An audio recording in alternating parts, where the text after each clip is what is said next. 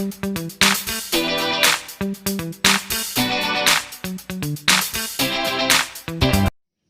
semua, jumpa lagi kita hari ini dalam pembelajaran bahasa Indonesia. Untuk hari ini, kita akan mengulas dan membahas bagaimana cara menulis laporan wawancara. Selain itu juga, kita akan membahas mengenai cara mengomentari laporan wawancara. Nah, setelah kita melakukan wawancara dan menuliskan informasi yang kita terima dari narasumber, otomatis kita akan menyusunnya dalam bentuk laporan supaya orang lain bisa membacanya secara terperinci dan orang lain membacanya dapat mengutip informasi yang sudah kita buat di dalam laporan tersebut. Oleh sebab itu, supaya laporan kita bagus dan tersusun dengan rapi, maka kita harus memperhatikan beberapa standar penyusunan, yaitu beberapa poin-poin yang harus tercantum di dalam laporan wawancara. Nah, poin-poin tersebut sebenarnya banyak, ada mulai dari latar belakang lah, mulai waktu, nama pewawancara, nama narasumber, dan sebagainya. Namun di kelas 4 kita menyederhanakannya. Kita hanya mengutip beberapa poin penting itu di dalam laporan wawancara. Sehingga dalam penyusunan laporan wawancara di kelas 4 akan lebih sederhana supaya kamu mudah untuk menyusunnya. Langkah-langkahnya bagaimana dan poin-poin apa saja yang harus ada di dalam laporan wawancara, silakan saja kamu lihat penjelasan dan contoh-contohnya berikut ini. Silakan diperhatikan. Selamat datang di bagian penjelasan tema 3, subtema ketiga, bagian B, tentang membuat laporan dan mengomentari laporan wawancara. Dalam sebuah laporan wawancara, secara umumnya ada 7 hal penting yang harus kita perhatikan. Ada latar belakang dilakukannya wawancara, ada tujuannya, topik, waktu dan tanggal, nama pewawancara, yaitu nama kamu yang mewawancarai, nama si narasumber, hasil, kesimpulan. Nah, ini adalah 7 hal penting yang ada di dalam sebuah laporan wawancara. Untuk membuat laporan wawancara, perhatikanlah juga penggunaan kosakata baku dan kalimat efektifnya. Kosakata baku adalah kosakata yang sudah pernah kita pelajari dan kalimat efektif juga sudah kita pelajari di pertemuan sebelumnya. Oke, baiklah. Kosakata baku itu apa? Kosakata baku itu adalah kosakata yang sudah sesuai dengan kaidah kebahasaan Indonesia. Semuanya itu ada tertera di dalam KBBI. Silakan dicari di dalam KBBI bila kamu kebingungan menentukan kata itu baku atau tidak baku. Kalau ada terdapat dalam KBBI, berarti itu adalah kosakata yang baku. Langsung saja kita ke bentuk laporan wawancara. Secara sederhananya, kita akan menyederhanakan bentuk laporan wawancaranya. Kita hanya membuat latar belakang, kita membuat maksud dan tujuannya, topiknya, waktu dan tempat, laporan atau hasil wawancara, kesimpulannya. Jadi secara sederhana kita hanya memuat ke-6 hal tersebut di dalam laporan wawancara yang akan kita buat di kelas 4. Mari kita simak contoh laporan hasil wawancara secara sederhana. Nah, contoh laporan wawancara tersebut kita kutip dari pertanyaan yang sudah pernah kita buat atau kita sudah pernah ajukan. Misalnya ya, contohnya anggap saja kita sudah pernah mengajukan kepada narasumber pada subtema kedua, tema ketiga.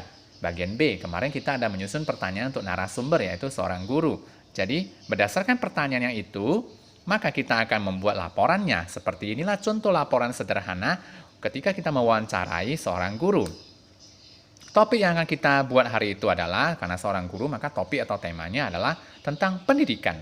Narasumbernya adalah, misalnya guru, seorang guru, misalnya Pak Edi, Pak Tony, misalnya, atau Bu Itas, terserah pokoknya. Narasumbernya seorang guru yang kamu kenal. Pewawancaranya adalah nama kamu sendiri. Di sini. Kamu nampak? Oke. Nah, untuk waktu, tempatnya misalnya kita buat sekolah metode sebut pakam. Waktunya kita anggaplah jam 1 sampai jam 2. Tanggal adalah Rabu, 22 Juli 2020. Kita anggap seperti itu. Hasil wawancaranya. Kemarin pertanyaan yang diajukan adalah tentang pembelajaran online, maka kita akan mengutip dan merangkum semua jawaban-jawaban dari si narasumber menjadi dalam bentuk hasil yang tertera di sini, yaitu bentuk narasi, ya, dalam bentuk paragraf. Contohnya itu, dalam pembelajaran online, banyak hal yang dipersiapkan. Salah satunya mempersiapkan video belajar. Video direkam dan dibuat di sekolah ataupun di ruang belajar. Dalam pembuatan video ini, ada yang meminta bantuan sesama guru, dan ada yang secara mandiri dengan bantuan alat. Pembelajaran online dikirim sesuai dengan jadwal pelajaran yang ada. Pembelajaran online disiapkan dengan tujuan agar murid-murid dapat mendapatkan pendidikan walaupun hanya di rumah saja. Video pembelajaran dikirim ke grup belajar siswa, lalu siswa-siswa atau murid-murid mengunduh video dan belajar dari video tersebut. Nah, kira-kira seperti itulah model ataupun penulisan hasil wawancara dalam bentuk narasi atau paragraf di dalam laporan wawancara itu. Ya, jadi semuanya ini yang tertulis di dalam hasil wawancara ini itu sumbernya dari mana? Sumbernya itu adalah dari hasil jawaban atau dari jawaban narasumber yang sudah kita catat. Bukan sembarangan kita karang-karang. Oke, karena ini bukan karangan, ini adalah hasil wawancara yang berdasarkan fakta. Di mana fakta itu kita dapat dari sumber informasi kita yang disebut dengan narasumber. Oke, kamu mengerti cara menyusun laporan wawancara? Seperti inilah bentuk laporan wawancara yang sederhana untuk kelas 4. Sekarang kita ke bagian hal yang diperhatikan untuk mengomentari laporan wawancara. Untuk mengomentari laporan wawancara yang harus kita perhatikan ini adalah kesesuaian isi laporannya dengan kegiatan wawancara yang dilakukan.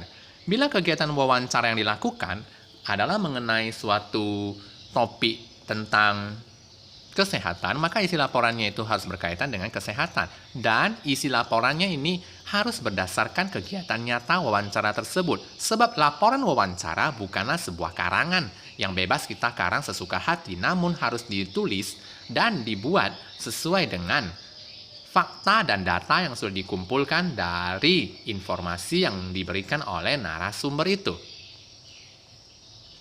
Kedua, apakah laporan itu ditulis dengan kosakata baku atau tidak? Apakah penggunaan ejaan dalam bahasa Indonesia sudah baik atau sudah benar? Nah, itu semuanya bisa kita komentari, ya. Jadi dua hal inilah yang bisa kita komentari dari sebuah laporan wawancara. Baiklah, semoga kamu mengerti mengenai laporan wawancara, penyusunan laporan wawancara, dan mengomentari laporan wawancara.